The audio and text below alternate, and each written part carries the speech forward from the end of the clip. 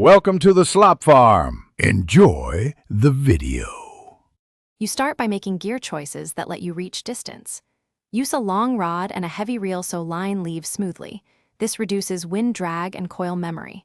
Once rigged, pick a dense lure in 0, 35-0, 45 mm braid because thin braid cuts air resistance and maintains energy. Make sure your knot is tight and your spool is filled to the correct level.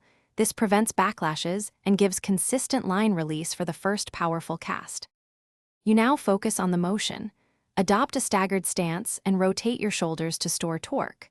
Pull the rod back farther than usual to build potential energy. Pause briefly at the apex so the line straightens. Then accelerate through a controlled 70 to 90 degree forward arc, snapping your wrist at the end to add speed.